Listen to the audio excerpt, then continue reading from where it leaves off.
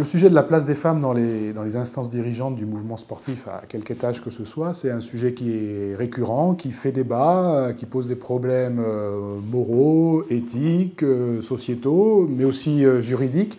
Alors il peut se poser donc à différents niveaux. Il peut se poser au niveau local, dans les associations de base, au niveau régional, et puis au niveau national, dans les fédérations, les ligues professionnelles, voire éventuellement au niveau international. Alors, le constat qu'on peut faire, c'est qu'objectivement, il n'est pas très développé. Au niveau local, je pense que c'est corrélé historiquement à la place des femmes dans la société, et puis également à la difficulté récurrente de trouver tout simplement des bénévoles dans les associations. Donc on ne va pas en plus se mettre des contraintes particulières s'agissant du genre des bénévoles.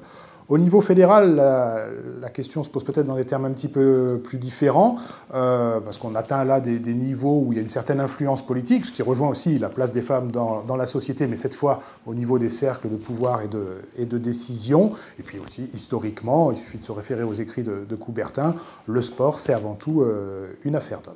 Alors, juridiquement, ça s'explique aussi parce que les associations sportives, les fédérations, sont régies par la loi du 1er juillet 1901 sur la liberté d'association. Et la loi de 1901, c'est une grande loi de liberté, mais c'est certainement pas une loi de démocratie, et encore moins une loi qui visait à promouvoir l'égalité entre les hommes et les femmes.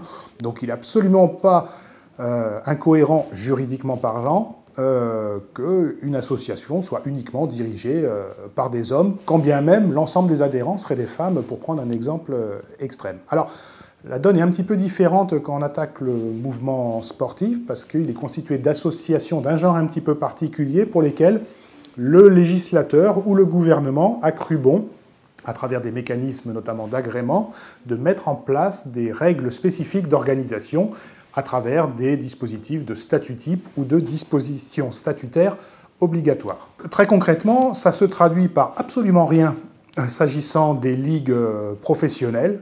Les ligues professionnelles ont des contraintes d'organisation statutaire, mais aucune de ces contraintes ne concerne la place des femmes dans leurs instances dirigeantes. Si on regarde ce qui se passe au niveau des structures déconcentrées des fédérations, les comités régionaux, ligues régionales, les comités départementaux, là aussi, le Code du sport ne prévoit absolument rien. En revanche, les fédérations ont la possibilité de leur imposer, et c'est le choix de la fédération, des dispositions particulières en matière de présence des respectives des femmes et des hommes dans leurs instances dirigeantes, mais c'est là un choix purement fédéral qui peut s'aligner sur ses propres contraintes ou décider qu'au niveau régional et départemental, il y aura moins, voire pas du tout de contraintes, et dans l'absolu, il pourrait même décider qu'il y ait plus de contraintes qu'au niveau fédéral. Donc là, c'est réellement du cas par cas selon les disciplines sportives.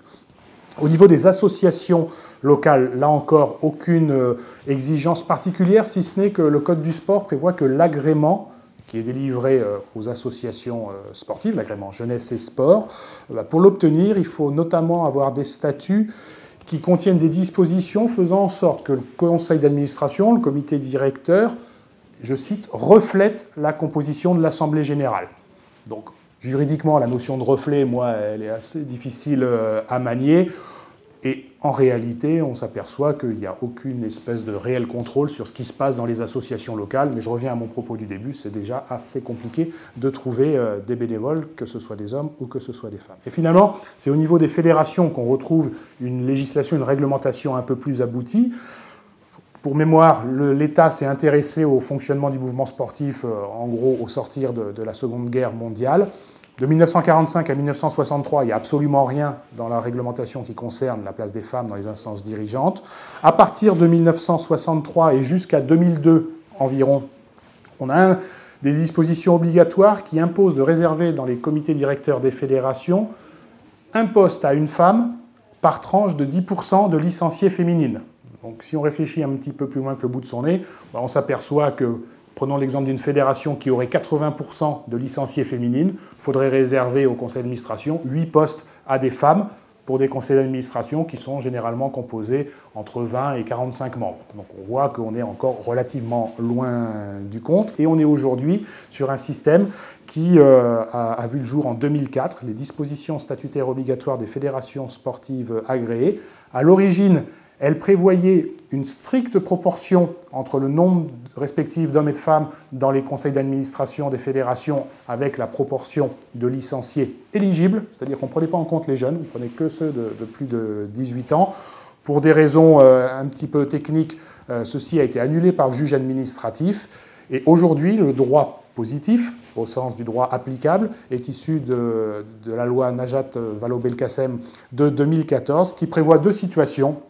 La situation, d'une part, des fédérations qui ont au moins 25% d'hommes et de femmes dans leurs instances dirigeantes. Ces fédérations doivent avoir des dispositions statutaires qui réservent au conseil d'administration au moins 40% de sièges aux hommes et aux femmes, avec la possibilité d'avoir un curseur qui bouge dans cette fourchette. Pour les fédérations, d'autre part, qui ont soit moins de 25% d'hommes dans leurs licenciés, exemple la gymnastique, soit moins de 25% de femmes, exemple le rugby, ces fédérations doivent prévoir aussi des mécanismes qui réservent à l'un et l'autre des sexes au moins 25% des sièges au conseil d'administration.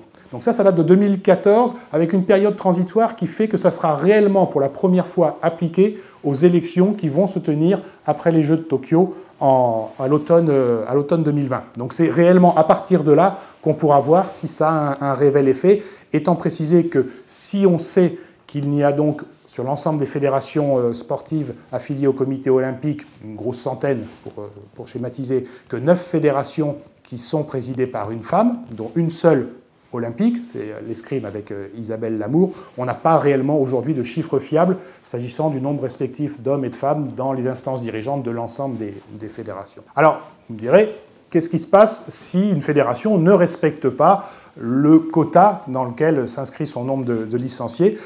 C'est un peu l'arme atomique, c'est-à-dire que la seule sanction juridique qui est prévue, ça serait le retrait d'agrément pour ne pas avoir respecté les obligations qui s'imposent à l'ensemble des fédérations agréées. Qui dit retrait de l'agrément dit aussi retrait de la délégation. Donc clairement, c'est un peu l'arme atomique. Donc juridiquement, il n'y a pas réellement de sanctions véritablement applicables, sauf pour une fédération qui ferait vraiment preuve d'une réelle mauvaise volonté.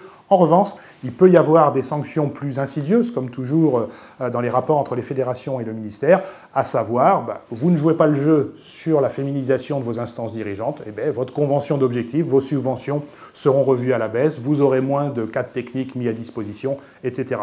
Donc le réel enjeu, il est plus en termes de subventions et de mise à disposition de cadres techniques, étant précisé qu'il y a des fédérations qui sont suffisamment riches pour dire, écoutez, je m'en passerai. Et là, on verra à l'usage comment ça se passe.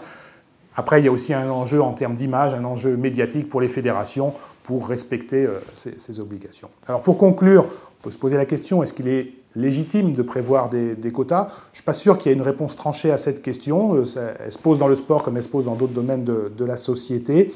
On peut dire que ça fait des élections au rabais, parce que parfois, on est obligé, une fois que les urnes ont livré leurs résultats, de tripatouiller, pardonnez-moi l'expression, les résultats pour obtenir la proportion d'élus qu'on souhaite, parce qu'il faut savoir que le Code du sport fixe des objectifs en termes de résultats de femmes et d'hommes élus, et non pas en termes de candidature. Ce qui signifie que soit on agit en amont, soit on agit en aval. Le Code du sport agit en aval, et donc ça entraîne éventuellement des rectifications de résultats. Pour finir sur une note d'optimisme, je donnerai l'exemple de la Fédération française de gymnastique, qui est une fédération un peu particulière parce qu'elle comporte plus de 80% de licenciées féminines. Au milieu des années 2000, cette fédération a fait le choix volontaire de mettre en place la parité pure dans ses instances dirigeantes.